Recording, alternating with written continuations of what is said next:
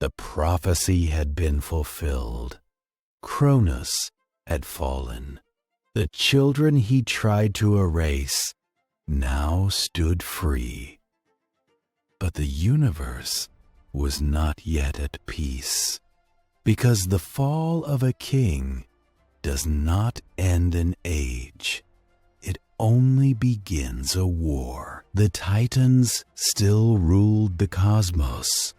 Cronus was defeated, but his brothers remained: Oceanus, Hyperion, Iapetus, Coeus, Crius, ancient forces who had shaped the world itself. They did not see Zeus as a rightful ruler. They saw him as a rebellion, and rebellions must be crushed. The universe stood divided. On one side, the Titans, raw, ancient, unstoppable. On the other, the Olympians, fewer in number, younger, but united. This was no longer a family conflict. This was a war for existence. The war began without ceremony. There were no declarations, no warnings. The sky shattered. Mountains collapsed as Titans tore them from the earth. Seas rose as weapons. Fire rained from the heavens. Zeus answered with lightning. Not wild lightning, not chaos, but commanded thunder. For the first time, the storm had a master. Hera stood beside him, unbroken. Poseidon ruled the oceans against Oceanus. Hades disappeared into shadow, striking unseen. The world had never witnessed such violence. For 10 years, the war raged. 10 years of endless battle. Day after day, the universe trembled. The Titans could not overpower Zeus, but the Olympians could not destroy the Titans. Raw power met strategy. Ancient strength met growing intelligence.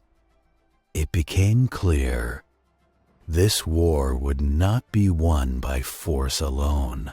Something had to change. Zeus searched beyond Olympus, beyond the known world. Deep beneath the earth, he found beings even the Titans feared, the Cyclopes, masters of divine craftsmanship, and the Hecatoncheires giants with 100 hands. They had been imprisoned by Cronus long ago. Zeus freed them. In gratitude, the Cyclopes forged weapons that would define an age. Thunderbolts for Zeus, a trident for Poseidon, a helm of invisibility for Hades. These were not tools. They were symbols of authority. With new allies, the tide turned. The Hecatoncheires hurled mountains like stones. The Cyclops shattered Titan defenses. Zeus led from the front. Every thunderbolt carried judgment. The Titans began to fall. One by one, they were driven back, not destroyed, but overcome. Because the Olympians did not seek annihilation. They sought order. Cronus returned to the battlefield. Broken, but not defeated. He faced Zeus amid the ruins of creation. Father, and sun, past against future. Their clash split the sky. Cronus fought with fear, Zeus fought with resolve, and resolve proved stronger. With a final strike of lightning, Cronus fell, not killed, but imprisoned forever in Tartarus. The age of Titans ended. When the war ended, the universe fell silent.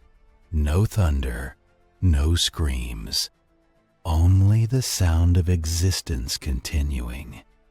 The Olympians stood victorious, but victory came with responsibility. Power now had to be governed. The brothers drew lots. Zeus claimed the sky, Poseidon the sea, Hades the underworld. The earth remained shared. This was not conquest. This was balance. Olympus rose as the new center of order, not through fear, but through rule. Zeus did not become king because he was strongest. He became king because he understood something Cronus never did. Power alone cannot rule forever, but order, justice, and restraint can. The age of Titans had ended. The age of gods had begun, and Olympus would never be the same again.